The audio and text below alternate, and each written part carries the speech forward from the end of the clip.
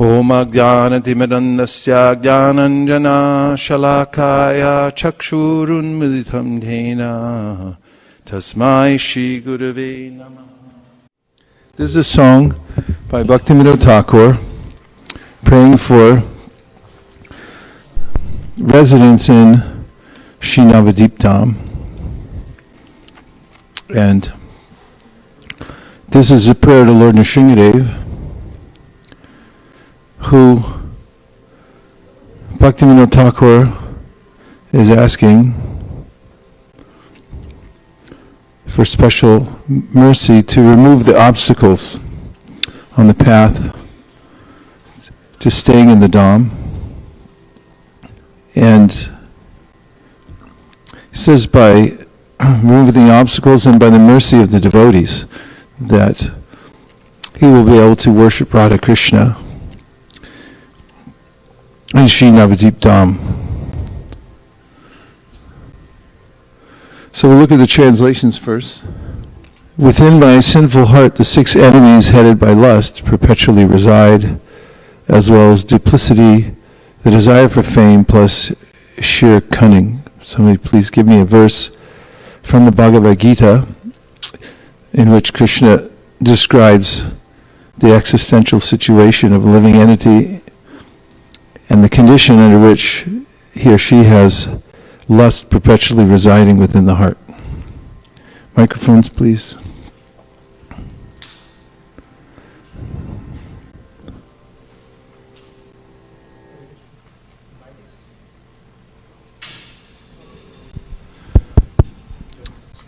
Go ahead.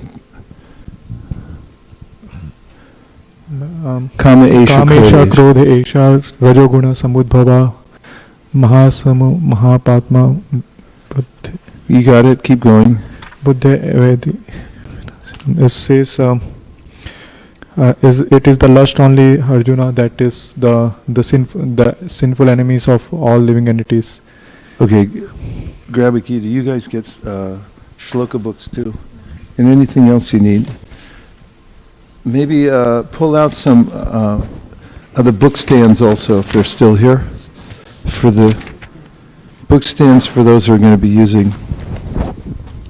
Okay, go ahead. So it's the Hold the microphone closer, please. Yes, sorry.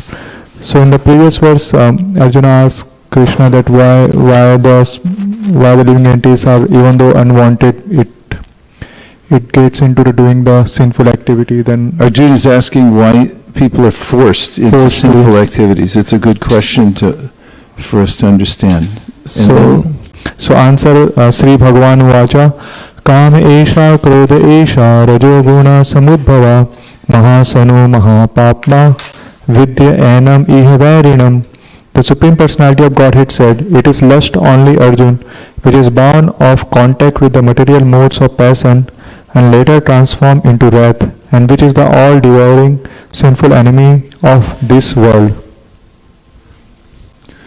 This verse gives some indication that there's a way in which, because of association with the modes of passion, so this is an important philosophical point that Krishna is making here, and that is that there are inherent low qualities that a living entity picks up by association with Rajaguna. And this compels a person in this world to act in a certain way which further implicates him or her in the modes of material nature. Does everyone concur with the conclusion that I just drew? Yes. I need a verbal yes, just like when you're sitting in the exit row in an airline, they need a verbal yes that you're going to help in a case of an emergency. Okay, defend your position then, since you said yes. Give her the microphone. First of all, reiterate what I just said. You were talking about how lust is the biggest obstacle present in the material world. Just speak up a little more, please. Lust is the biggest obstacle? Yes. Yeah, so you were saying how lust is the biggest obstacle for devotional service in this material world. And in the shloka it talks about how it's born of contact with the material mode of passion, and it later transforms into wrath. Good. Thank you for giving that reiteration. So this is, if we'll go back to the bhajan, there's an important philosophical point which we could go further into in great detail. But he says, within my sinful heart, the 6 enemies headed by lust perpetually reside, as well as duplicity, the desire for fame, plus sheer cunning. What about this idea of duplicity? What does the word mean anyway? Yes, go ahead. Duplicity means like showing 2 different sides to yourself. Okay. Can you say more about it, please? It's like, I'm not really sure. It's good. I mean, where's the word come from? Shraddha, you're going to tell us. I think it has to do something with cheating. Okay. And what about the word do? That's 2. Yeah, do means 2, right? Navina knows all languages, just like Krishna.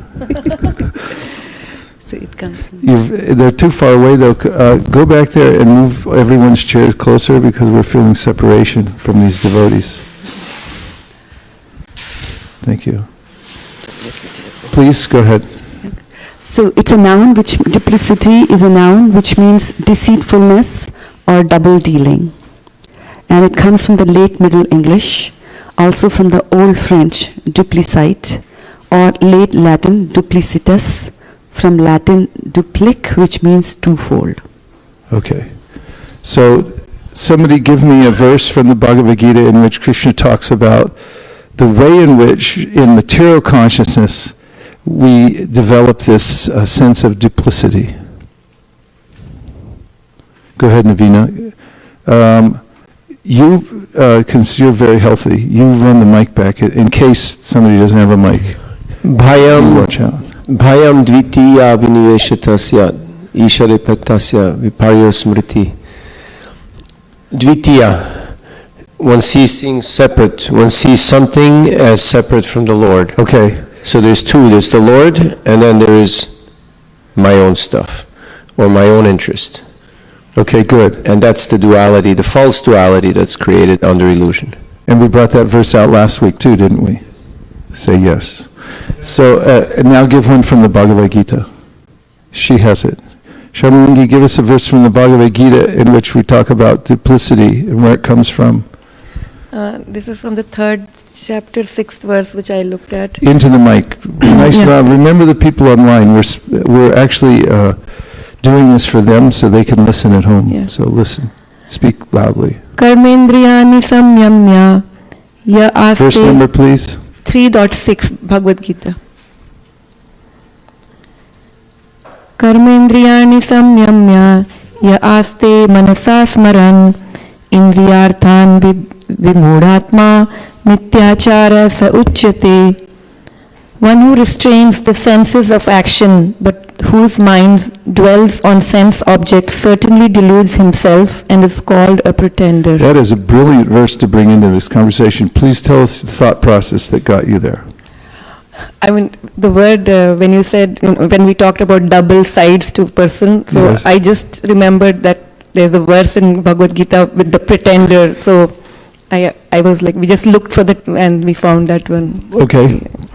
Let's read the purport, because this is a form of duplicity that one might feel within oneself. This is a psychological condition that plagues a lot of devotees, that they know that what the standard is, but they can't follow it.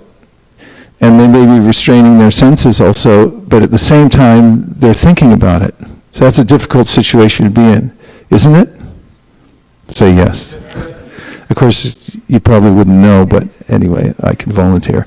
One who restrains the senses of action, but whose mind dwells on sense objects, certainly deludes himself and is called a pretender. Purport. There are many pretenders who refuse to work in Krishna consciousness, but make a show of meditation, while actually dwelling within the mind upon sense enjoyment. Such pretenders may also speak on dry philosophy in order to bluff sophisticated followers, but According to this verse, these are the greatest cheaters. For sense enjoyment, one can act in any capacity of the social order, but if one follows the rules and regulations of his particular status, he can make gradual progress in purifying his existence. But he who makes a show of being a yogi while actually searching for the objects of sense gratification must be called the greatest cheater, even though he sometimes speaks of philosophy. His knowledge has no value, because the effects of such a sinful man's knowledge are taken away by the illusory energy of the Lord. Such a pretender's mind is always impure, and therefore his show of yogic meditation has no value whatsoever. This is a really important case for being sincere, which we talked about on Wednesday night. Someone asked about the definition of sincerity. And if we think about what's being said here, we can see that there's a way in which a person who admits his or her faults and acts according to the position he or she is in right now to advance in devotional service without making a pretense, that is, trying to pretend to be more than he or she is, will invoke the compassion of the Lord and can make an advancement. But if I act duplicitously and I pretend to be more than I am, then it doesn't help. Navina Prabhu. Hare Krishna. Hare Krishna. Yesterday on Haight Street I met a man and he said he's a sculptor. So I asked him if he knows what the word sincere means. And he said no. And I told him in Latin it means without wax. Sincerus. So is an artist who doesn't cover the flaws with wax. So if you're sincere, you don't cover your flaws, but you show them. Even in the 12 steps, the first step is 12 steps of the recovery yeah. program. The first step is admitting and accepting that there are flaws in myself and that I have to rectify them. So that is the first step towards betterment. Fantastic. Thank you for bringing that out. Prabhu.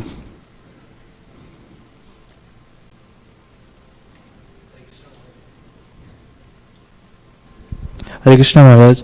So, if one can't control, means restrain the Closer. senses. Remember, you're speaking for the devotees who are online. They need to hear what you're saying. So, if one can't restrain the senses, because mind, last time also we talked in the last Bhagavatam class, we talked about mind is attached in the sense, mind is attached to sense enjoyment. Mind always thinks about sense enjoyment. So, means like that is also called a pretender, and so I'm asking if we are called a pretender. Okay, sorry. So take your time, no problem. Yeah. I know you got a good question in there, and sometimes asking a good question takes a little while sometimes to formulate, but it's really powerful. So we'll be patient. You just take your time. Don't worry. Okay, thank you, Maharaj. So we restrain our senses, but mind is attached to sense enjoyment. Correct. So are we called pretenders or no? Am I called a pretender? It kind of depends on whether it's natural that one's mind will be attracted to sense objects. The pretender is somebody who makes a pretense and says that I'm not attached to sense objects and pretends to go about a higher stage of practice or exhibiting a stage of devotional service that he or she's not on yet, and pretends that I don't have that. But the point is, it may be there, but if one admits it and acts accordingly to deal with the situation, then one can make advancement in devotional service. Let's look at Srimad Bhagavatam, the 11th canto, the verse that begins, Sve Sve Adhikarya Nishta Saguna Parikirtita. And someone else, meanwhile, see if you can do, anyway, that's fine. Sve Sve Adhikarya Nishta Saguna Parikirtita. Is that in the shloka book?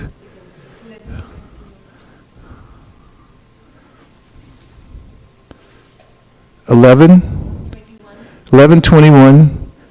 Everyone say 11:21:2. One more time. 11:21:2. Okay. Please repeat. Sway sway dikarya nishta. Saguna parikirtita. Viparya yastu dosha syad. Upayor esha nishchayaha. So before you look at the word for word, please, let's analyze the verse just for what we know so far of the Sanskrit and how it compares to other verses. What other verse do you know, for instance, in the Bhagavad-Gita that starts with sway sway? Anybody who's in Chad should know this because it's a verse that we're chanting right now every day. That gives you a clue that it's between 41 and the end of the Gita. Sway sway.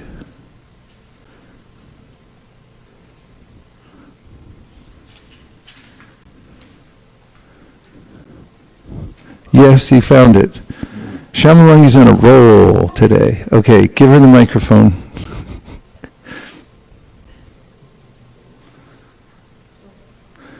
So's our booth master today. Is reading our thoughts out here. Okay, go ahead. So this is Bhagavad-Gita 18:45. Sve sve karmani abhirataha samsiddhim labhate naraha.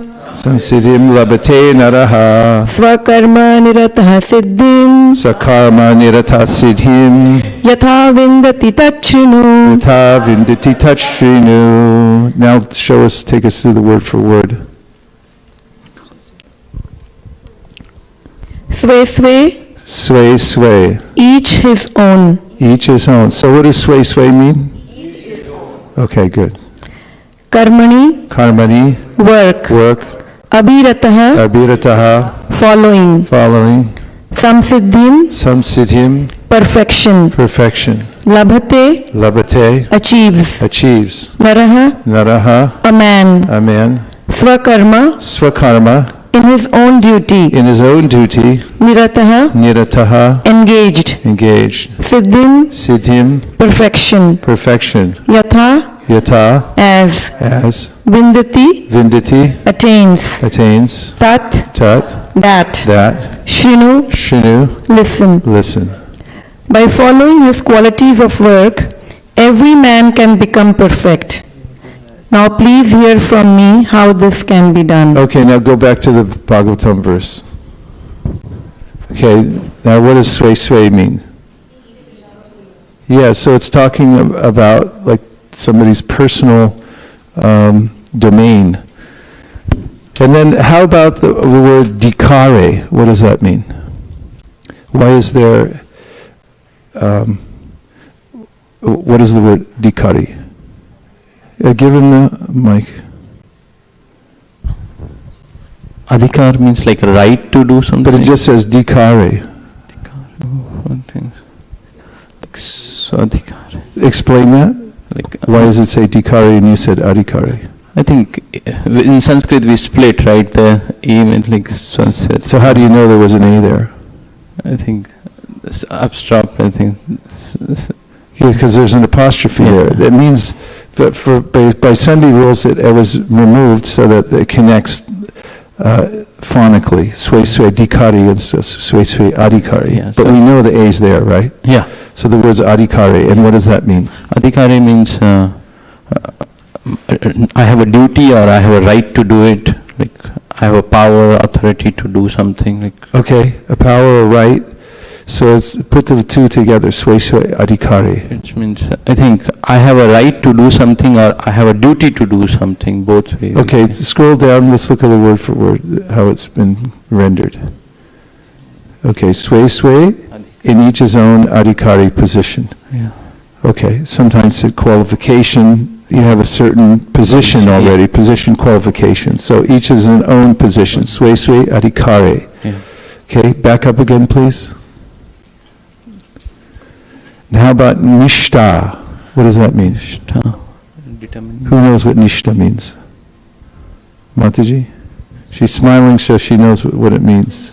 Please, I was Go ahead, give it a shot. Nishta means faith. Yeah, it can mean faith. What else does it mean? Steadiness, how do you know? I just remember reading that in another shloka. Okay, so what is the word nishta, what does it sound like in English? Stand. So it's cognate, look up the word cognate. It's cognate in English, this word nishta. Nishta means a place where you can stand, a position that you're firm on, like you were saying, faith. Like in the Sri Chaitanya Charitamrita, we have Shraddha Shabde, Vishwas Kare, Sudre Nadeshchoy, Krishna Bhakti, sorry, I can't hear from the audience, sorry. Karma Krita Hoy, yeah. Cognate? This one turns off.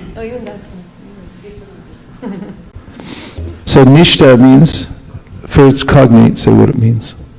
So cognate means having the same linguistic derivation as another from the same original word or root. Related or connected. Related to or descended from a common ancestor. And the origin is early 17th century from the Latin cognatus, from co, which means together with, and natus means born. So born together with, so same origin. Okay, cognate. And you're going to say? Say. A cognate is when there's one word in a language and it strongly sounds like the same another word from another language and they have the same definition. And what about nishta? What's it cognate with? Stand. Yeah, stand. You stand over there. Nishta. So sway dikari ya nishta. So in this case, what does nishta mean? Scroll down. Nishta means steadiness, which means you have a place to, like, if you say understanding, you understand something, means you have a way of taking in the knowledge that's been given to you, and so you have a steadiness, like 2 feet on the ground. You're standing on your own 2 feet, as they say in English sometimes. Okay, so now the next line. Saguna parikirtita. So guna means what? Yes. Piety, good. How did you know that? You saw it? Okay. Well, that's good. Saguna parikirtita. Sometimes you say guna, we think it means the modes of nature, but here it means a good quality. Parikirtita. Scroll down. Is declared to be. So let's look at the full first line. So it says, Sway dikari ya nishta, please repeat. Saguna parikirtita. And so what does that mean? Whoever's speaking, give them the mic. Like each person has their own position, I guess. Or what about saguna parikirtita? That means a good quality. What's a good quality? Like if what? on. If sway dikariya nishta, if you're fixed in your own adhikari, qualification, position, right? It means position in this case. So if you're standing in your own position, do you know what that means in the context of this verse? Yes, it's What? like not trying to be someone you're not. Yeah, good, excellent. So sway dikariya nishta saguna parikirtita. Is that good or bad? If you're sincere and you just stand in your own position. It's good. How do you know, according to this verse? Because it's guna meaning Because guna means? piety. Good, yeah. It means good. Yeah, okay. It's a good thing. It's a good quality. So sway dikari anishta saguna parikirtita. If you stand in your own position, where you really are now, that's good. And now let's look at the word viparyas. Who knows what that means? Yes? Opposite. So now the verse is going to tell us about what's the opposite. So viparyas to dosha means what? It's a South Indian food. Goes with idli. Here it means? Opposite to guna. Opposite to guna is a dosha. Dosh. It means very, very bad. Not piety. Not very good. Say not very good. Not very good. Better get it fixed. Better get it fixed. Better get it fixed. Okay. Viparyas. The opposite, now it's saying the opposite is truth, so this is like a mathematical verse. Here's what's true and here's the opposite.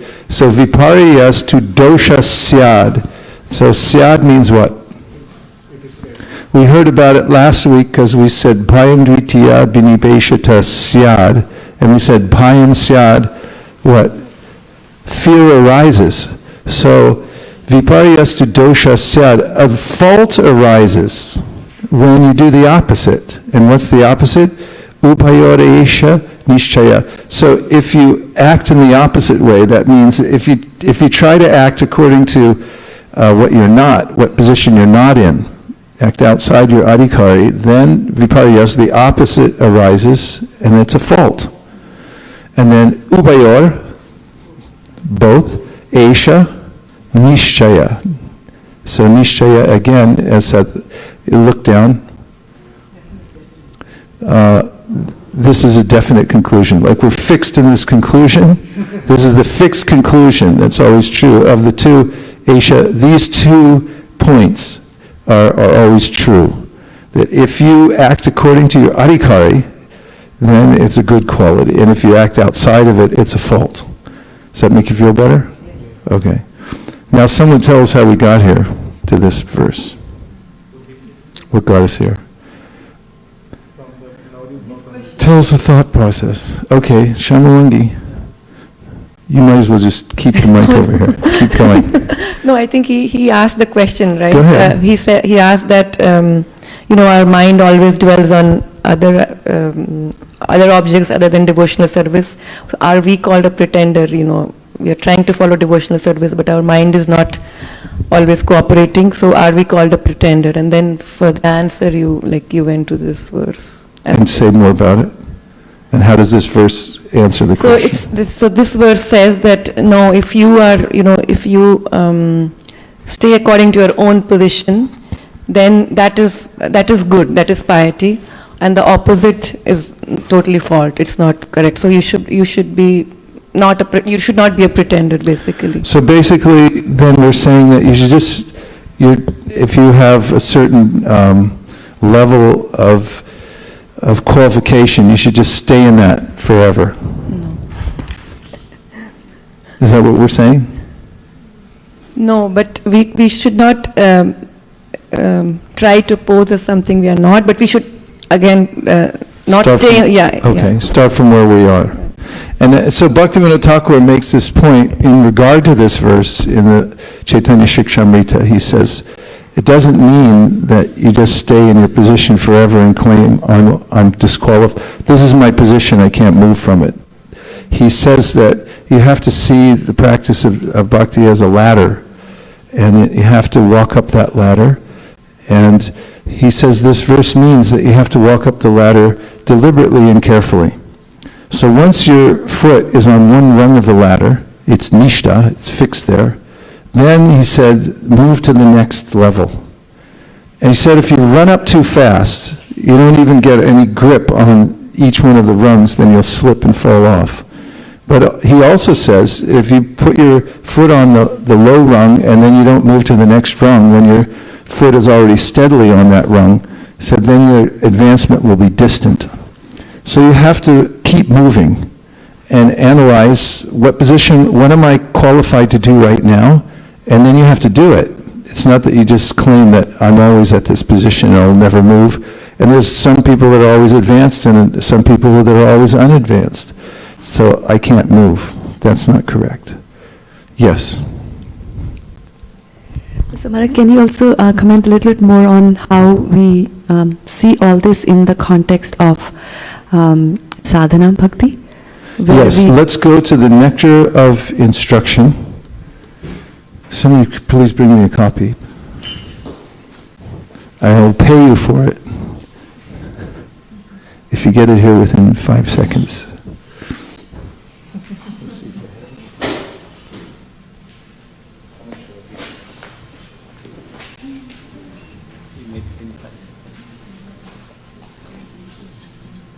I'll pay you later.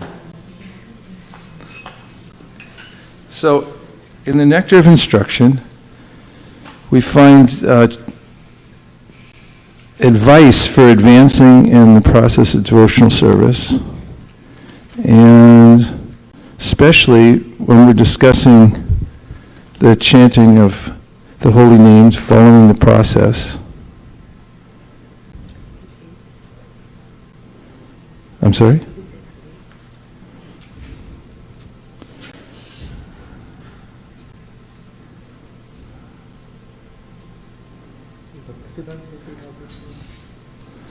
I got it. It's text 5.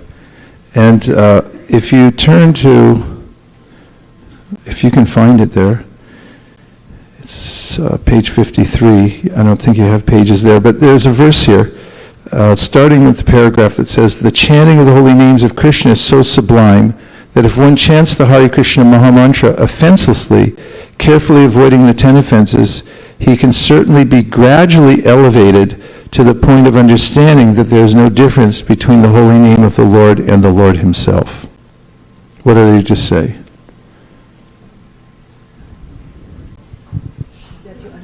No. Raise your hand and then take the mic. Go ahead.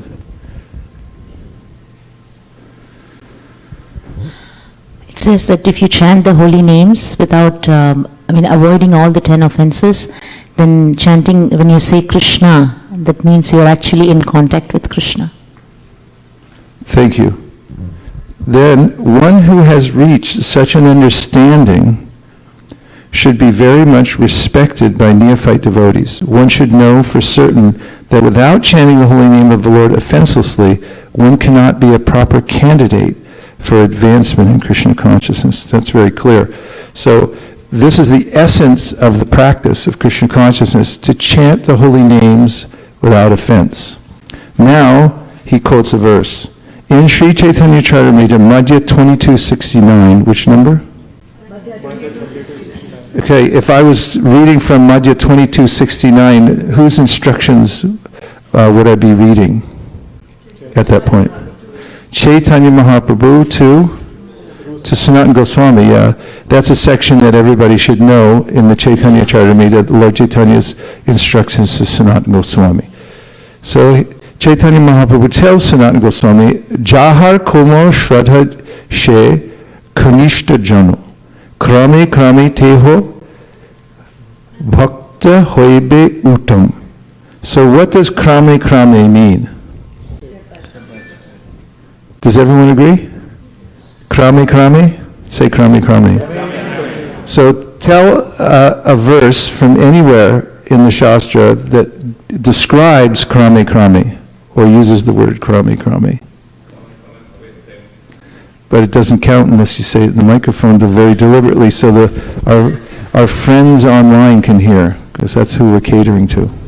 Last one, like Krame Krame Bhavet Prema, just like which is the ultimate thing, you get it, the love of Godhead. Where is that from? It's from, I think, Bhakti Rasamrita Sindhu, Nectar of Devotion. Okay. Can you look it up? Somebody else give another Krame verse. Yes.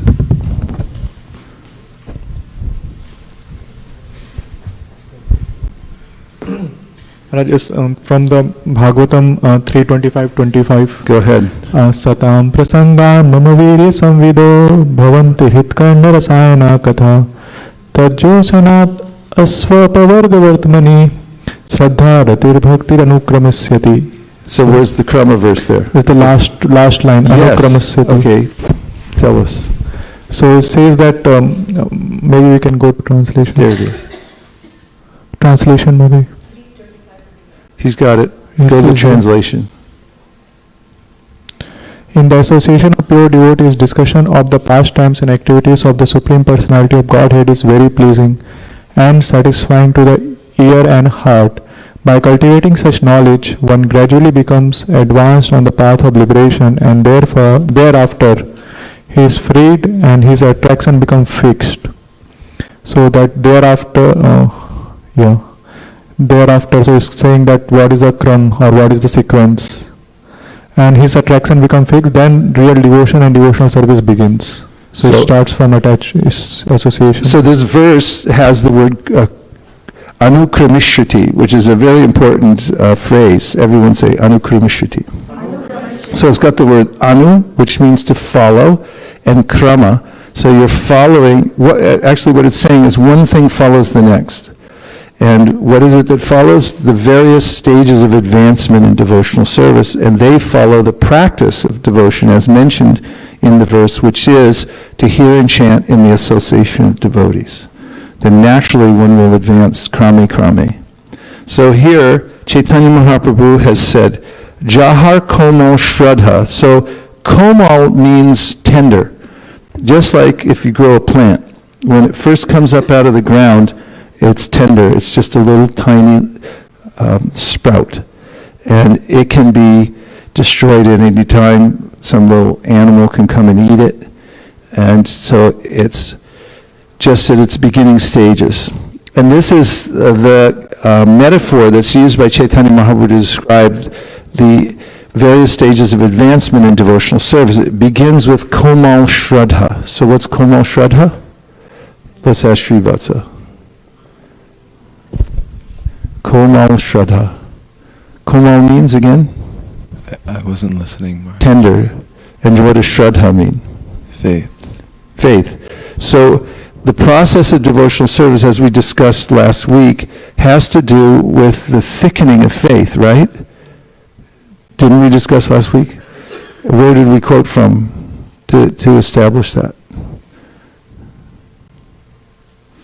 Sri Brahma Samhita. What does it say in Sri Brahma Samhita about faith? Yeah. Just keep the microphone by Shamalangi. We'll be all right.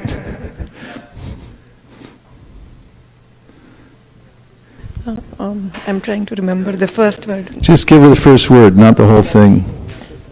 Yadrishi sadha siddhir bhavati tadrishi. Yeah, what does that mean? So, whenever we are sincere and we have faith in doing something, so there is siddhi, will have perfection. So it actually means that the definition of siddhi means the thickening of faith. The more the faith becomes strong in devotional service, the more we're making advancement. Yadrishi shraddha siddhir bhavati. As faith manifests, that to that degree, that's how we're making advancement in devotional service. So at this stage, Komal Shraddha means what? Say something. It doesn't count unless you use the mic. We're catering only to the people online. Komal Shraddha means tender faith. Yeah, tender faith. What does that mean? What's that metaphor? It's like when a plant is just planted and it's like a small sprout. So what's the idea of Komal Shraddha? Like, what are some of the ways in which it's discussed in the Shastra that a person's faith is komal or tender? Mm-hmm. Just think logically. You don't have to have an exact reference, but you can think logically. Srivatsa? He's rallying back there. Like someone with very tender faith can be easily manipulated by other, like... Yes, this is one of the definitions of Komal Shraddha. It means Kanishta Adhikari can be convinced by someone else. Someone will come along and say, hey, you're following the wrong process. You're doing it all wrong. You know, actually, God's impersonal. You didn't know that? And the person will be affected. Rupa Goswami said, he'll be affected for some time, not permanently. But he will be knocked back because of the opinion of others. If someone presents a strong argument, his faith is so tender that he can be convinced otherwise. and he can be diverted from the path. What's another symptom of someone with komal shraddha? Let's ask Navina. Okay, yes, you want to say? And then we'll take Navina's definitive opinion. They have fear. The what? They fear things. They fear things. Yeah. Can you defend that in any way? So, because they don't have a strong faith, they have a lot of their fears or their insecurities play on them. Okay. I was thinking you might have been referring to the verse we quoted last week and this week, which is bhayam dvitiya binibesha tasyat. When a person is affected by illusion, then fear arises. Right. Okay. Okay, Navina Prabhu, we'll talk a little bit more about. So a weak faith means there's no philosophical understanding. It's just by sentiment. I've been caught up in something, either circumstantially or situationally, historically, and it kind of feels all right, but I don't really know what I'm doing. So there's no philosophical premise upon which that person has faith. It just feels right at the moment. And that's how most people go about their lives. And that's why they're easily manipulated by advertisement, marketing of different sorts. So if we don't want to be manipulated, we have to have a sound philosophical foundation to what we do. That's why we're here in class going into these verses and these words and these concepts and ideas so that we actually can avail ourselves of this philosophical substantiation so that we can base our life on substance and not just on emotions which are constantly changing. Thank you. This is an important aspect of the various stages of advancement in devotional service and Shraddha. The Shraddha actually means faith in the Shastra. We understand that the Supreme is speaking to me in a very unique way through the Shastra, through Bhagavad-Gita, through Srimad Bhagavatam, and I accept. And those who are fixed in the tenets of Shastra, what does tenet mean? Look it up. In the tenets of Shastra are known to be Madhyama Adhikaris, or middle devotees. This is one of the aspects of somebody who's advancing in devotional service, is their level of understanding of the Shastra. Or actually, the person who's in the lowest position, Kanishta Adhikari, doesn't know Shastra and also has very weak faith. The person in the middle position has strong faith but doesn't know Shastra. And the person in the topmost position, the Uttama Adhikari, has strong faith and also knows Shastra. This is one of the ways to differentiate the three levels of devotional service, of which there are also unlimited categories within each one of those three levels. Go ahead. So tenet is a noun. Spell it, please. T-E-N-A-N-T. Okay. It is a noun, and it means a person who occupies land or property rented from a landlord, or it can mean a person holding real property by private ownership. But I didn't say tenant, I said tenet. Tenet. Spell it for her, please. T-E-N-E-T. No N. T-E-N, tenet, like you mean the principle, right? Yes. T-E-N-E-T. Sure it has an N? Okay. Go ahead. Prabhu, I was thinking that when a person has this faith, very strong faith, and could be reading Shastras, but it's not the outside world that will influence. Sometimes the mind itself will propose different options and say, oh, you know what, this may not be the way, that may. So I understand that chanting is the most important, so that we'll be able to control that voracious mind because of the past conditionings. I was thinking, is there any specific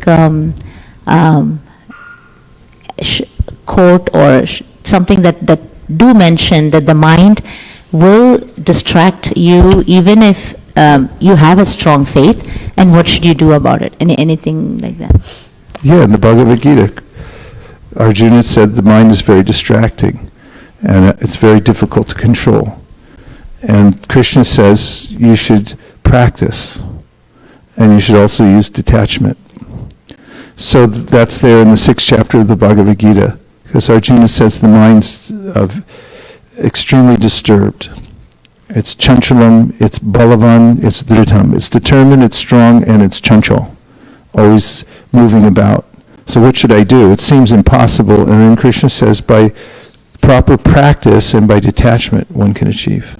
So here we have Jahar Komal Shraddha. So this means that if a person has this weak faith or very tender faith, then She Kanishta Adhikari, She Kanishta Jano, that person is known as a Kanishta or a beginning devotee, right? Krame means, so this is very optimistic because it means there's a step-by-step process. It doesn't matter if you're a Kanishta Adhikari. If you stay in that Adhikari and you take step-by-step measures to advance, then Teo Bhakta Hoibe Uttama, then what happens if you continue step-by-step? Then gradually you become an Uttama Adhikari.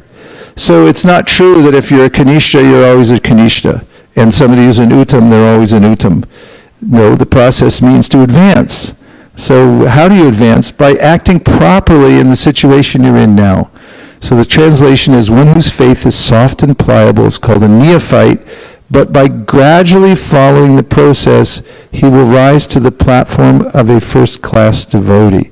Everyone begins his devotional life from the neophyte stage, but if one properly finishes chanting the prescribed number of rounds of Harinam, he is elevated what? Step by step to the highest platform. To which platform? Uttama Adhikari. The end. Yes.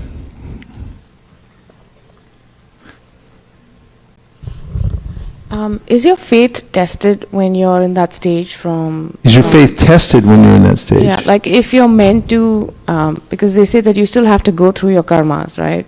So in the sense that you still have to go through what you're meant to go through. So when you're in that stage from the first stage to Uttam Adhikari, is your faith tested? Do you go through tests to see that you survive? Well, yes. And how... Are you, let me ask you this, you went through school, you're a highly educated person, did you get tested going through school? Yeah, absolutely, yeah. Why did they test you? To make sure that you're ready for the next level. Okay, so when you're in devotional service, Krishna tests you also. Okay. And it's not so much that you're tested by your past karmas. When you become a devotee, you're putting yourself under Krishna's care. You say, Krishna, I no longer want to be under the direction of Maya. I want to be under your direction. Does that mean there's no more tests? No. No. So what kind of tests are they if you're under the shelter of Krishna? Maya. They're Krishna's tests, not Maya. Okay. So there's a difference. And if you'll turn to 10.14.8, please, in the Srimad Bhagavatam, we'll see the difference as presented by Vishwanath Chakravarti Thakur. Everyone okay so far? Yes. 3 people are okay. Otherwise we'll get you a drink or something. Okay, so this verse, translation, says, my dear Lord, one who earnestly, I got to say this quick before it turns off, one who earnestly waits for you to bestow your causeless mercy upon him, all the while patiently suffering the reactions of his past misdeeds and offering you respectful obeisances with his heart, words and body, is surely eligible for liberation, for it has become his rightful claim. Purport, listen carefully. Srila Sridhar Swami explains in his commentary that just as a legitimate son has to simply remain alive to gain an inheritance from his father, one who simply remains alive in Krishna consciousness, following the regulative principles of Bhakti Yoga, automatically becomes eligible to receive the mercy of the personality of Godhead. In other words, he will be promoted to the kingdom of God. The word susamikshamana indicates that a devotee earnestly awaits the mercy of the Supreme Lord while suffering the painful effects of previous sinful activities. Srivatsa Prabhu, what does sumikshamana mean? It means that one goes through the suffering of their past misdeeds or like their karma while waiting for the mercy of. But they're very impatient, right? Are they impatient? No. What are they then? Patient. They're patient. Yeah, so they patiently wait for the Lord's mercy. That's an important point because the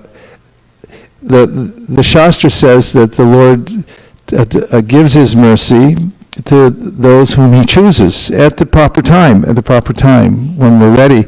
So we can't demand it any time. Look, Krishna, I've done so much for you. Why aren't I getting something? Now, but the devotee is very patient and waits for the Lord's mercy to come to him or her.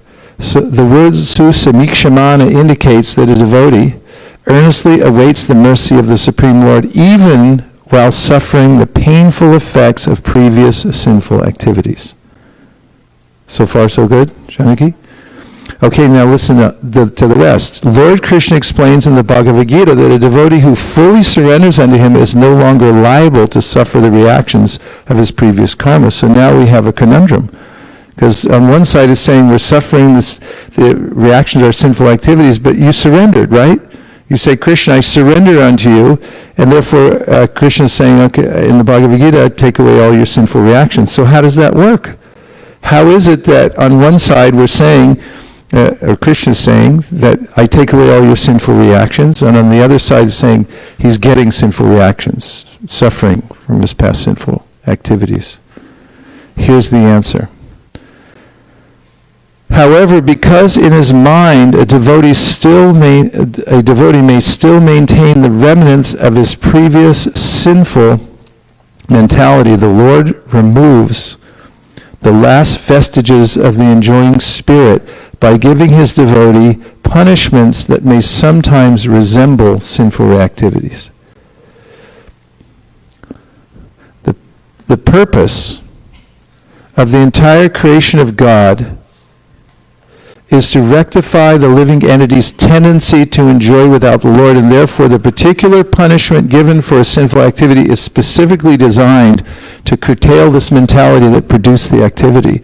Although a devotee has surrendered to the Lord's devotional service until he is completely perfect in Krishna consciousness, he may maintain a slight inclination to enjoy the false happiness of this world. The Lord therefore creates a particular situation to eradicate this remaining enjoying spirit. Can you give a summary of what we just said? The philosophical difference between ordinary karma and the kind of apparent sinful reactions that devotees receive. So if you're a devotee and if you've surrendered to Krishna, then closer. You still go through your karmic activity, meaning you still you're still paying for you're still going through the reactions in the world, but because you surrendered to Krishna, you don't, Krishna protects you, and basically you only see the things that you have to learn from, in the sense that you basically, your karmic reaction is controlled in a way. Yeah, that's good. And I like what you said, Krishna protects you. So he's protecting us from our own desire to enjoy the material world, in a way.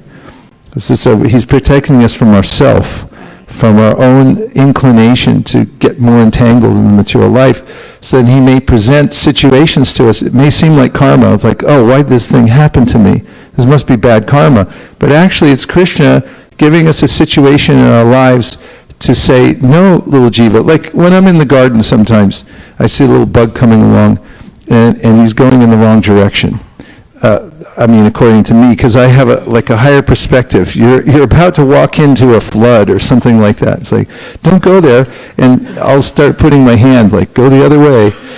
Or a worm, he's heading for a desert, and I'm going like, you don't like deserts, worm. You can't live there, so I'll move him, back into the moist earth.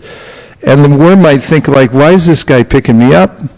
And why am I being moved? Why am I being tortured like this?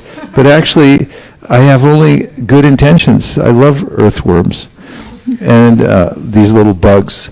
They're going about their business in the garden, doing, what Krishna told them to do. He gave them facility to do a certain kind of job, and they're just trying to do it. So from my perspective, I'm helping them. From their perspective, I'm some fearful monster who's trying to kill them. The other day I saw a spider on my desk, and I came in, I saw him, and I turned the corner and I looked at him, and he looked at me, and then he took off. I was like, I'm not going to hurt you. So, our vision of what's happening to us, when we surrender to Krishna, we should develop the understanding that this is being given to me as a special mercy by Krishna to help to rectify my desire to enjoy the material world in a very specific way. Because once we give that up, then we're no longer obligated to enact the base, react to the base impulses that we get because of our previous association with material nature. And that's a really nice situation to be in. We start seeing the world in a completely different way. Exactly. Okay, so where are we now? Go back to Nrsinga's prayers. That's where we started. We were on the first line of the translation. So let's sing the song. Was your question answered, by the way?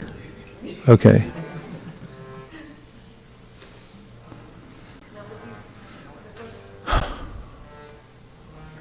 Within my sinful heart,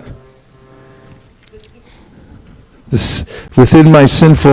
six enemies, headed by lust, perpetually reside, as well as duplicity, the desire for fame plus sheer cunning.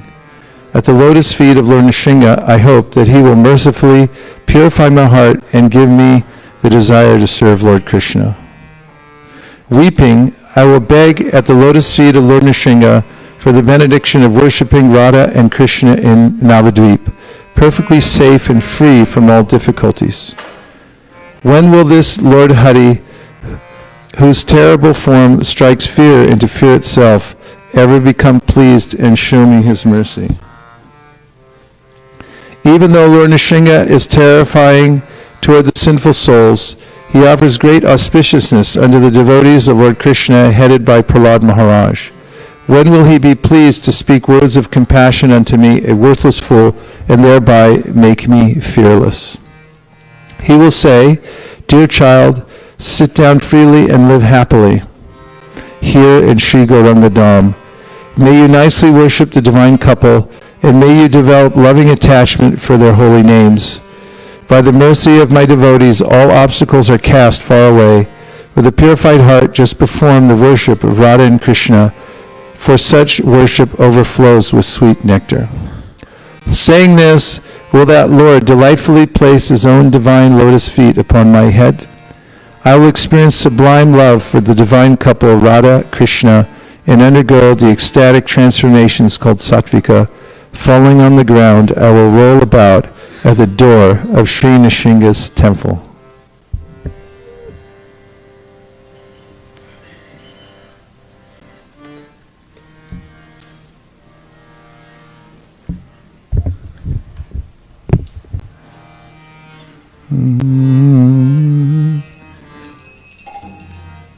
E dushta hridaye kama adi ripuchaya kutinati pratishtasha satya sadara.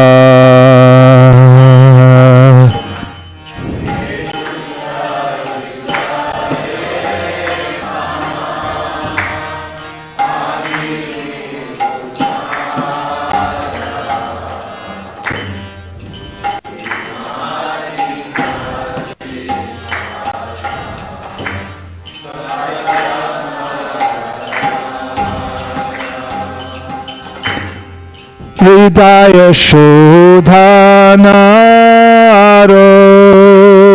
Krishna Ravasana Nrsinga Charane Mora Etoka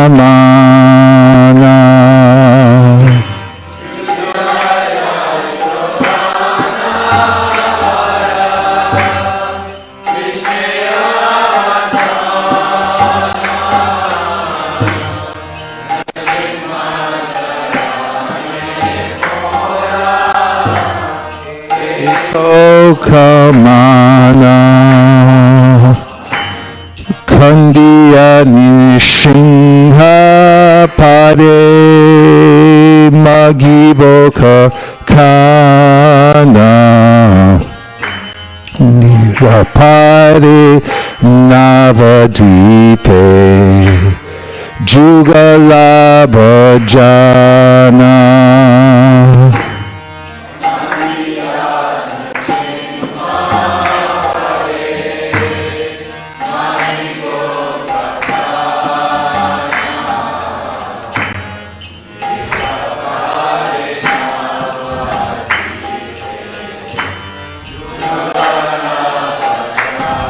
Here it is.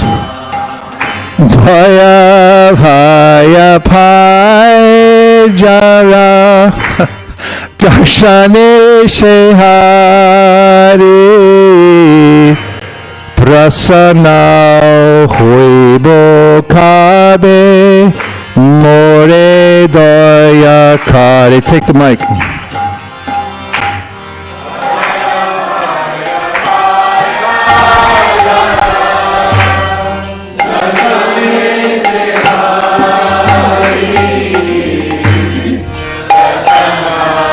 One more time on that.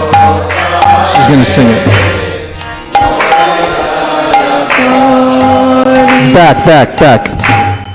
Bye, bye. Oy bye jar darshane se hari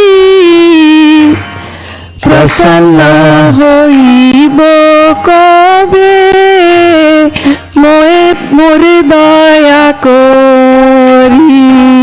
Baya Baya Pai Jar Darshane Shehari Prasanna Ibo Kabe More Daya Kari Yadyapi Bishana Murti Dushta Jiva Prati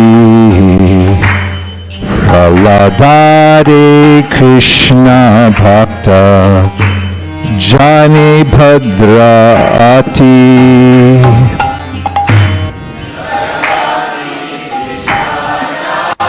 Murti Dushta Jiva Prati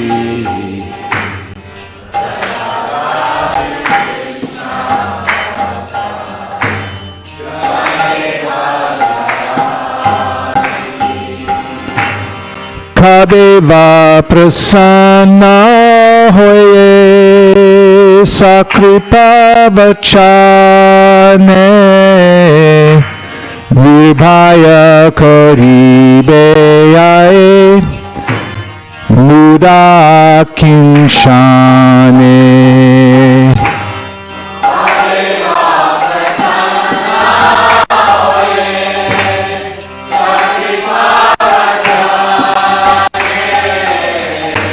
Nirvaya karibe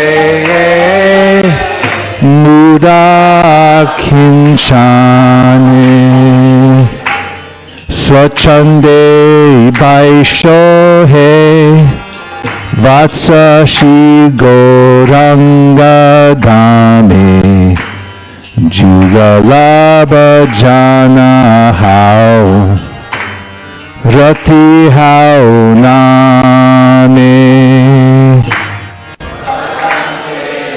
Isha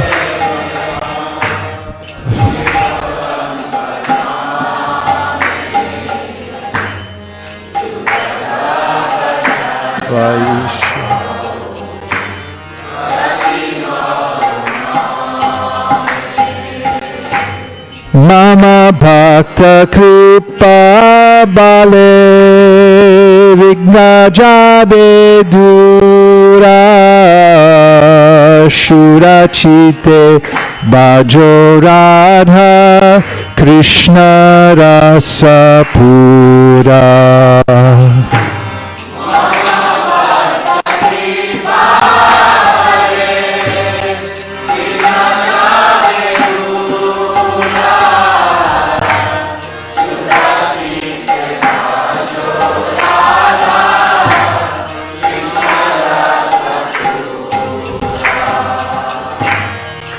boli kabe he mora mastaka upara swiyashi charana harshe daribe ishvara.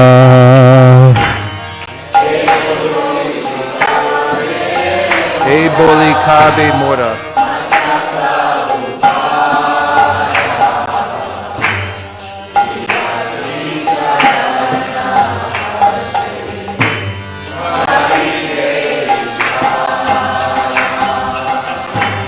Amani jugala preme satvika vikare dharaya lutibo ami shina shinga dare.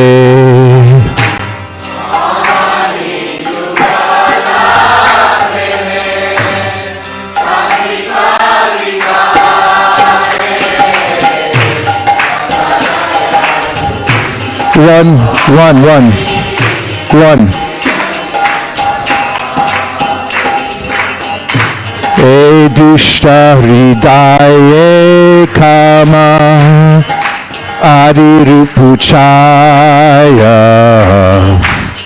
kutinati pratistasha satya sadarai. He dushta hridaye kama adirupuchaya kutinati pratistasha.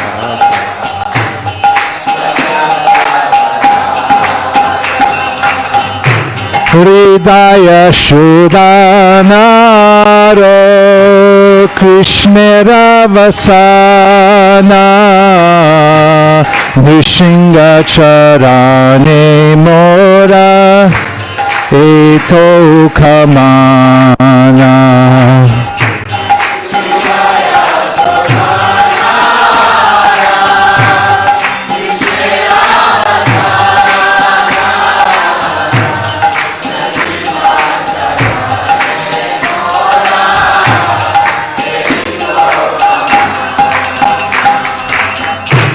Hare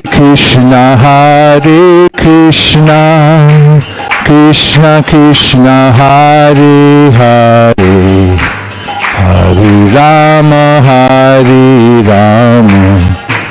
Rama Rama, Hare Hare.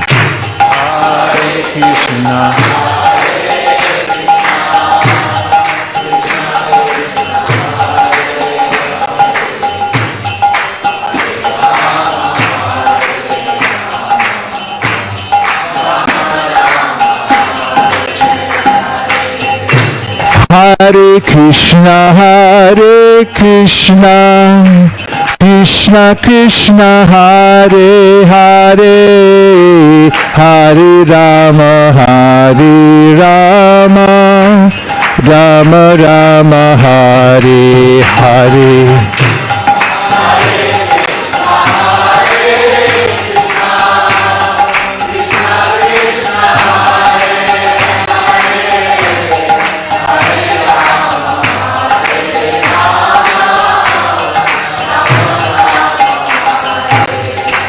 Hare Krishna, Krishna Krishna, Hare Hare, Hare Rama, Rama Rama, Hare Hare.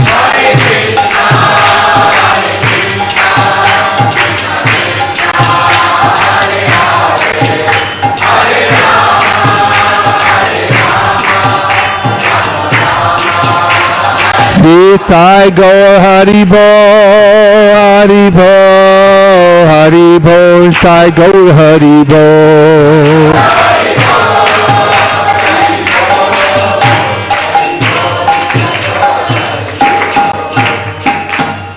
Nitai Gaur Premanande Haribo. Taking a 4-minute break. Please meet with somebody during this break and share with them the main realization that you've taken away from the first part of this discussion. Got it? And then you're going to relate back what that person told you. Okay, see you in 4 minutes. I didn't give Mahabhavi Prabhu, who's visiting us from Norway. He's Mr. Norway. He's been there for many decades, overseeing the preaching activities in the friendly socialist country of Norway, which provides free health care for all their people. Am I incorrect? And so he's visiting us here. His good friend Navina Nirada Prabhu, and he comes regularly to stay with us at our Govardhan retreat during the Kartik time. So it's very nice, Mahabhavi Prabhu, to have you here at ISKCON of Silicon Valley. So let's give him a proper welcome. Kunkunti Devi said, Shrinvanti Gayanti Grinanti Sarva. If you just appreciate devotees and you appreciate the devotional service, that's how you make advancement. So you can appreciate your way back to Godhead by finding devotees and then appreciating them. And when you do, the world of bhakti will open to you. And now we'll just take a few reflections that you got from one of your colleagues during the sharing session on the 4-minute break. Yes, Kautakarnika. Maharaj, I met Ashok Narang Prabhuji. So Prabhuji shared that although we all have different problems in our life, everyone, whether they be devotees or non-devotees. So Prabhu always appreciates how you have explained nicely that one has to be patient. If Krishna, we will go through the sufferings, although Krishna says in Bhagavad-Gita that he takes away all the sufferings. But as you described that we might have the last vestiges of material desire. So Krishna has to give us customized karma in order to take away that last vestiges. Wow, what a beautiful point. Thank you. Maharaj, yeah, that Prabhuji. Right. So what does it look like in a specific instance when you're being challenged by some disturbance in your life and you decide to be patient? What does it look like in your mind and in your heart? Somebody tell me. Yes.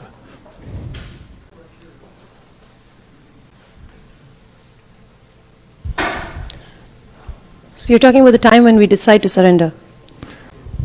Yeah. That time gets easier. Something comes and you have a choice. You can freak out or you can you can be patient. What does it look like? Initially, I was just freaking out because, I wasn't aware. That way, I am eternally grateful to Chaitanya Sharan Prabhu because the way he came and gave these lectures, it opened our eyes to the Bhagavad-Gita and it opened our eyes to our mind. We could always recognize that there were two voices in us talking, but I never realized who was who, because one is louder than the other and we never know which one's talking. But Chaitanya Charan Prabhu helped to understand that it's your mind talking, not you, and you're able to recognize the difference. So when you're freaking out, nowadays I'm able to notice that my mind is freaking out. I want specific instances. I banged my car a few weeks ago. And then for me, my mind nature is to replay and replay and replay and replay ad infinitum till I can figure out it's not my fault. And I looked at it and I said, truthfully, it's not my fault. But if it is my fault, Krishna knows it and I will get what I deserve. And end of the day, either way, it's not in my control. So I'm going to stay calm. Okay, so this is one of the ways we can analyze what it looks like to be patient. So first thing is you took a little time to process it. Then you said, there's nothing I can do about it. This is one of the tenets of, hey, did we get that word, by the way? Tenets?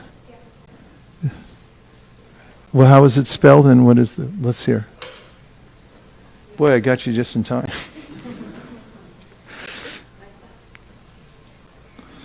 I keep using the word. We want to hear where it comes from. Tenet is a noun, and it means a principle or belief. Spell it, please. T-E-N-E-T. Okay. A principle or belief, especially one of the main principles of a religion or philosophy.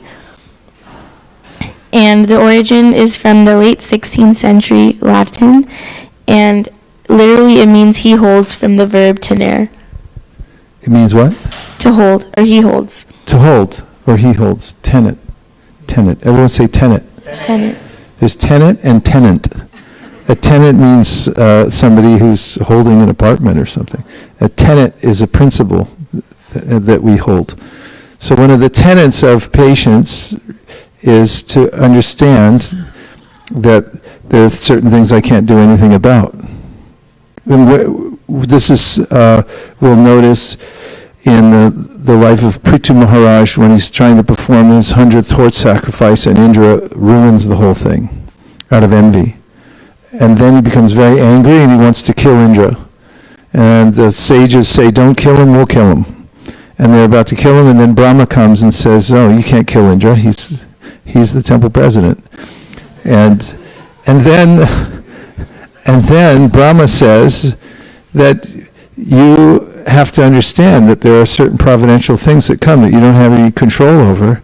And when they do come, then be patient, because first of all, you can't do anything anyway, and second of all, if you get involved in it, then you'll enter more deeply within the depths of anxiety. So don't do that. And the other part you said was, besides, there's nothing you can do about it. There's nothing I can do about it, and if to me, my understanding is it wasn't my fault, but Krishna knows the truth. If it was my fault, I'll get what I deserve. So you're kind of leaving it to Krishna. You know, what's done is done. Prabhupada used to use that phrase a lot. What's done is done. Now, Krishna will, I'll move forward diligently doing what I have to do about the situation, but you're patient. You just see that this is how the world is moving, and you don't become so distraught by it all, right? The biggest challenge, Maharaj, is, I mean, it's a great achievement to be able to get to this point for me personally, to be able to learn this. But the mind never stops. It's like this child that always needs your attention. Even though I say this and I'm able to understand the tenets of what you're saying, the mind constantly keeps coming back. It's like the kid asking for the lollipop. Please, Yeah. Mataji, please. That's true. And Krishna says, therefore, in the Bhagavad-Gita, we have to make a friend of our mind. And yoga is the training of the mind to be our friend.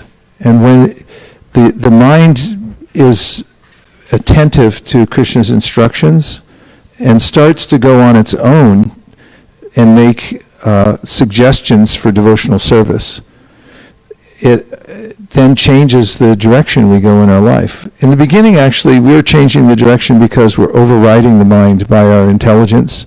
It's the adult in the room and the mind is the child. But as the mind also becomes attracted, purified, and then attracted to Krishna, then the mind pulls us in that direction also and becomes our friend, because the mind becomes enlivened by devotional service. Evam prasanna manaso bhagavad bhakti yogata. The prasanna, the mind becomes happy with the activities of devotional service and wants to go there. So just as the mind now, in its impurified state, might want to go to places that are surcharged with Rajaguna, because my mind may be contaminated by traces of Rajaguna. And my neighbor, I think from the sound vibration that comes out of his yard, is in Rajaguna, and probably a lot of Tamaguna, because he likes to listen to the radio. And I recognize the vibration that he's attracted to, but I don't resonate with it at all. The songs, of course, you know, the songs that they're singing on the radio and things like that, they're not attractive to me at all. But he likes it, and he keeps it going, especially during certain times of the day. And I can recognize the mode of nature that's coming out of there. So when the mind changes by association with transcendental sound vibration with the devotees, then it becomes attracted naturally to a different kind of vibration. And it becomes our friend, because it only wants to hear certain kinds of sounds. But Guru Maharaj, you come out and walk in the morning when you do your japa, and you like that space. And now someone's invaded your No, not oral that. Only space. certain times of the day, thankfully. People don't wake up that early Okay. to turn on their radio. But if that it's only in the happens- afternoon at 3 o'clock for some if reason. that I think they run a happens- daycare over there or something.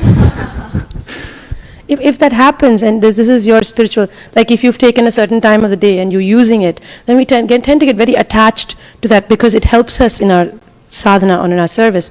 When people come and invade that space, it requires a lot of, to stay calm first of all, and then to say, this is so necessary for me in my daily life. If I give this up, I'm going to be less of a person than I was the day before, and yet these are my obligations.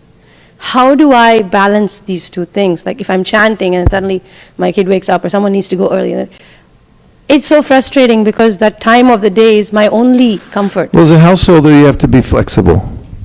And that's the nature of householder life, is that there'll be various kinds of obligations that will come up unsought and randomly, perhaps. And that's one of the lessons to learn in householder life, is how to accommodate those random interruptions and keep going at the same time. It's not that as a grahastha, your house is going to be running like a brahmachari ashram, because the kids may not be on the same schedule as brahmacharis. And when you're in the grahastha ashram, be in the grahastha ashram and perfect it. That's what swe swe adhikarya nishta saguna parikirtita means. Okay, you're a grahastha, you have these obligations, you have these distractions.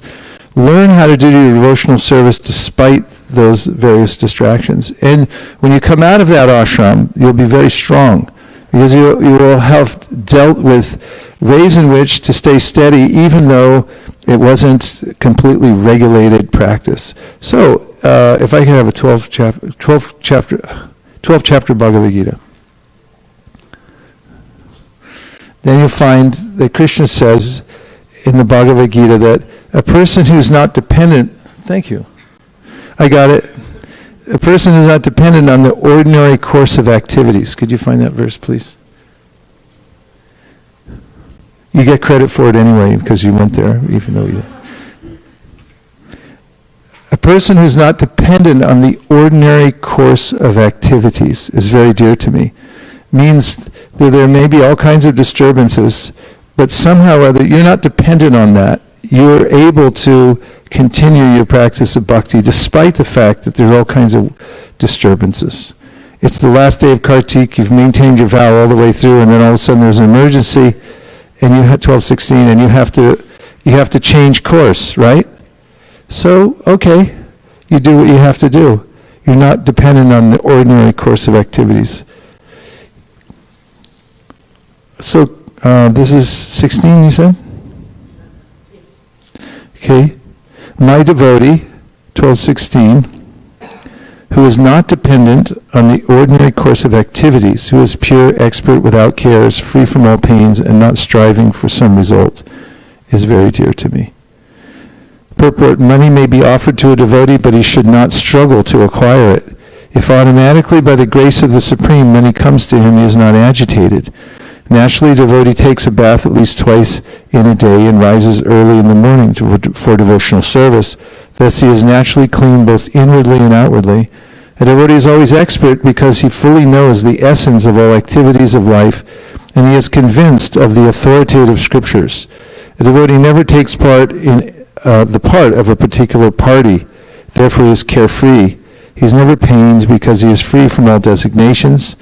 He knows that his body is a designation, so if there are some bodily pains, he is free. The pure devotee does not endeavor for anything which is against the principles of devotional service. For example, constructing a big building requires great energy, and a devotee does not take to such business if it does not benefit him by advancing his devotional service.